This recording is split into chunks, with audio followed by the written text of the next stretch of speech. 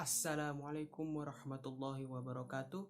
Nama saya Diki Fajomari. Saya dari Pendidikan Teknik Mesin. Di sini saya akan menjelaskan apa itu metode istinbat yang dilakukan oleh Imam Syafi'i. Apakah kalian tahu? Tunggu kelanjutan selanjutnya. Setelah kalian subrek YouTube gua. Silahkan. 3, 2, 1. Subrek sekarang juga. Oke, jadi guys, kita langsung aja. Apa itu istinbat? Istinbat itu adalah usaha kita dalam menentukan atau menetapkan hukum berdasarkan Al-Quran dan hadis. Kebacakan guys? Ya, burem ternyata ya, kagak baca.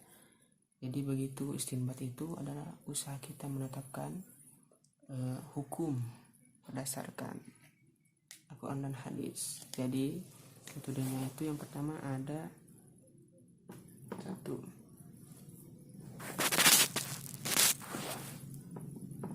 Ada nas. Yang pertama nas itu adalah sumber yang dikatakan oleh Imam Syafi'i. Sumbernya itu dari Al-Quran dan hadis.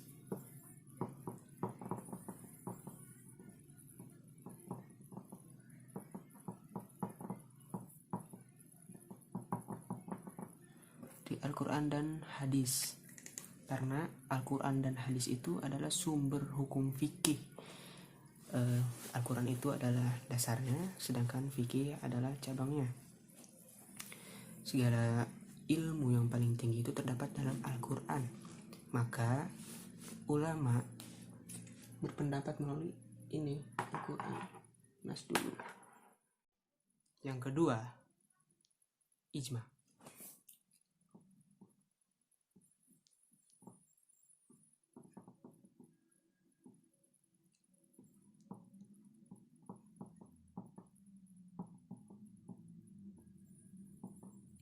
Jadi ijma itu adalah pendapat ulama. Jadi ketika kita misalnya berpendapat atau menetapkan hukum gitu ya, melalui Al-Quran hadis tapi tidak ada, maka kita harus memegang pendapat dari ulama. Tapi ketika ulama itu bertentangan dengan Al-Quran dan Al-Hadis, maka tidak ada hujah atau dalil yang dihasilkan dari ijma itu. Begitu kan kawan ya? Mengerti? Kalau ada yang ditanyakan silahkan komen di bawah. Yang ketiga,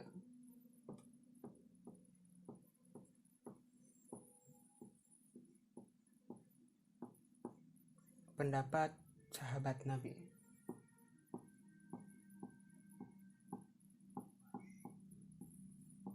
Yang pertama, kelihatan gak guys? Kelihatan. Ada Jadid.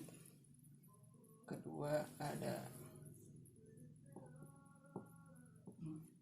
Qadim. Kalau Jadid itu pendapat yang baru. Kalau Qadim itu sudah lama atau sudah dahulu lah, sudah ada.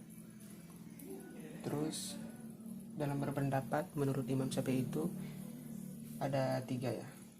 Yang satu nih, kalau kita cari dari pendapat sahabat Nabi, yang pertama itu pendapat yang disetujui.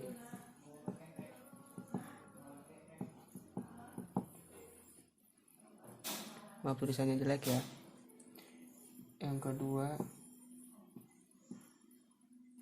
pendapat untuk seorang saja. Maksudnya ketika sudah ditunjuk, wah bener nih kata Imam Syafi'i, berarti pendapat yang lain itu harus ditolak karena kita sudah memilih satu orang dan menurut Imam Syafi'i itu benar gitu. Yang ketiga, pendapat yang berselisih.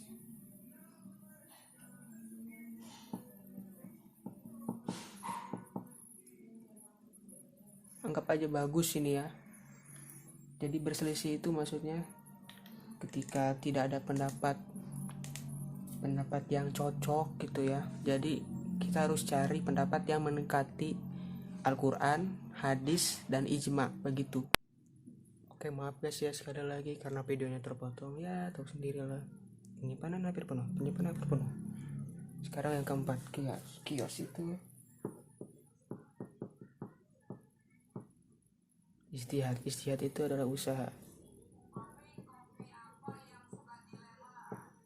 Jadi ketika cara mudahnya, ketika tidak mendekati suatu pendapat yang benar gitu, yang cocok, maka kita harus beristihad. Istihad itu usaha, tapi harus mendekati Al-Quran, hadis, ataupun ijma. Terus jangan sampai kita istihsan. Jadi istihsan itu merasa paling pendapatnya benar. Jadi Imam Syafi'i melarang hal itu. Begitu. Jadi kesimpulan ikhtilaf itu adalah perbedaan pemahaman agama Islam tentang hukum fikih gitu. Jadi jangan sampai berbeda pendapat nih, jadi saling membid'ahkan. Jadi membid'ahkan itu karena berbeda pendapat.